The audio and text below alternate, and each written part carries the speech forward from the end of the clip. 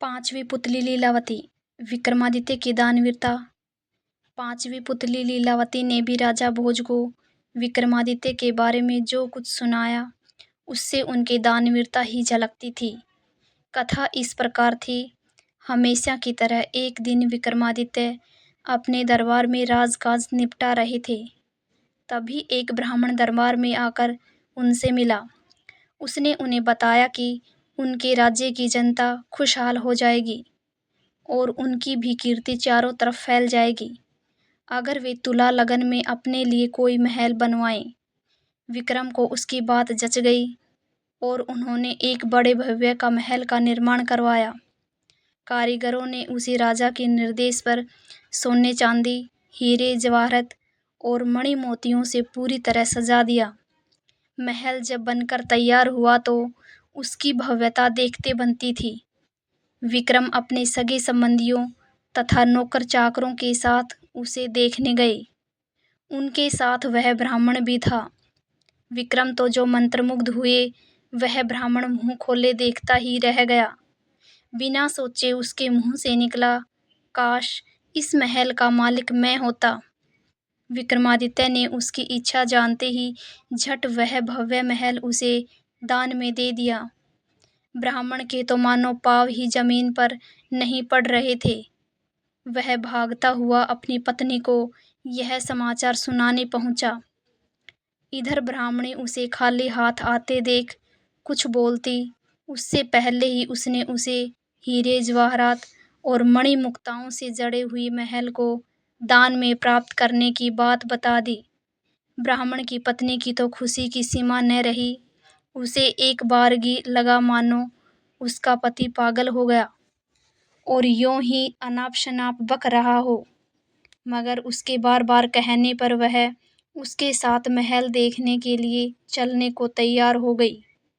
महल की शोभा देखकर उसकी आंखें खुली रह गई।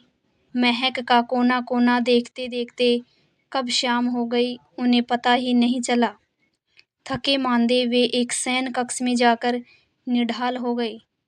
अर्धरात्रि में उनकी आंखें किसी आवाज से खुल गई। सारे महल में खुशबू फैली थी और सारा महक प्रकाशमान था। उन्होंने ध्यान से सुना तो लक्ष्मी बोल रही थी।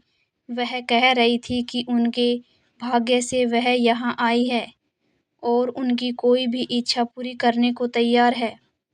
ब्राह्मण दंपति का डर के मारे बुरा हाल हो गया। ब्राह्मणी तो बेहोशी हो गई। लक्ष्मी ने 3 बार अपनी बात दोहराई लेकिन ब्राह्मण ने कुछ नहीं मांगा तो क्रुद्ध होकर चली गई। उसके जाते ही प्रकाश तथा खुशबू दोनों गायब। काफी देर बाद ब्राह्मणी को होश आया तो उसने कहा, यह महल जरूर भूता है, इसलिए दान में मिला।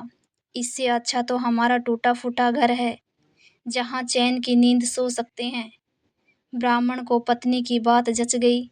सहमे सहमे बाकी रात काटकर तड़के ही उन्होंने अपना सामान समेटा और पुरानी कुटिया को लौट आए। ब्राह्मण अपने घर से सीधा राजमहल आया और विक्रमादित्य से अनुरोध करने लगा कि वे अपना महल वापस ले लें, पर दान दी गई वस्तु को वो कैसे ग्रहण कर लेते।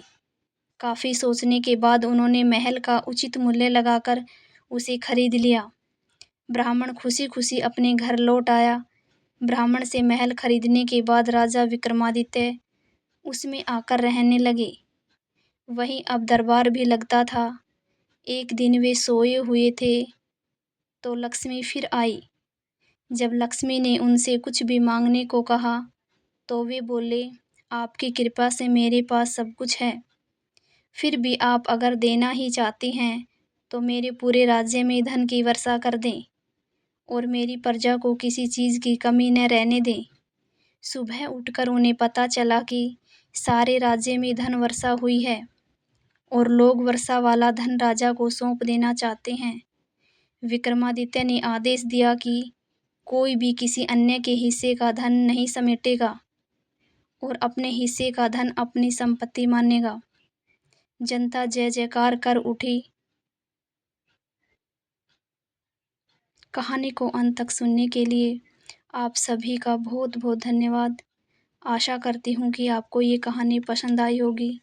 अगर आपको ये कहानी पसंद आई है तो चैनल को सब्सक्राइब करना, वीडियो को लाइक करना और ज़्यादा से ज़्यादा शेयर करना।